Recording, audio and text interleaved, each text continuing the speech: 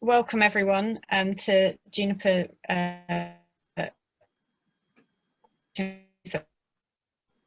Abrahams, who is the Isaac Newton Institute Director, is going to give a sort of brief introduction and introduce today.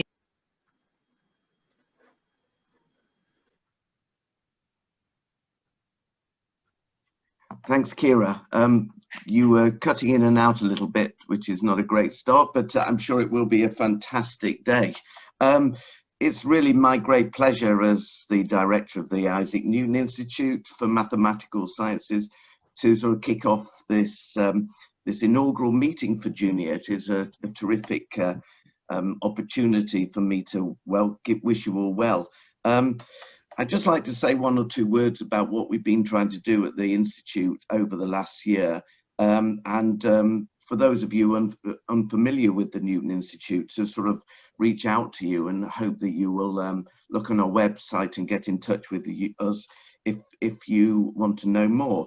So the Institute's been running since 1992, and it's run around 150 long-term research programs in that time. Long-term, we mean anything from 6 weeks to 6 months. And at any one time, we typically have 60 people in our building and roughly 120 participants per 6-month program. We do lots of short events over a wide range of the mathematical sciences. And we also run the Newton Gateway to Mathematics, which is our knowledge exchange arm, where we reach out to other communities outside. So on a normal year, we would have about 2,500 visitors passing through our doors. But it's nearly a year now since we last had our doors open. So since lockdown, what have we been doing, and how can the Institute really manage to maintain its involvement with the maths community and outreach to the rest of the world to service the world with mathematical sciences as best we can? So we took a sort of a look at ourselves during that time, and we thought, you know, how can we help? So our answer has been really to create fora, or perhaps you might say safe spaces, for open and free discussion about research ideas, and many of those have been COVID related. And the other thing we do is bring the mathematical sciences community together to help organizing a broad range of challenges or problems, some, as I said, to do with COVID, others outside, and to work in partnership with other bodies, many other bodies, on interdisciplinary challenges, really.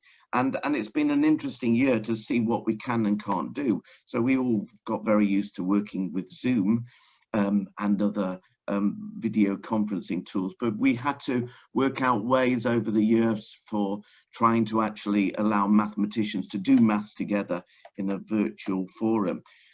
So in that regard, at the end of March last year, we set up something called VChems, the Virtual Forum for Knowledge Exchange in the Mathematical Sciences, which was a rapid response initiative to try and get a community of mathematicians and others together within about 2 or 3 weeks, and running virtual study groups or virtual workshops to try and get answers and to write papers very rapidly.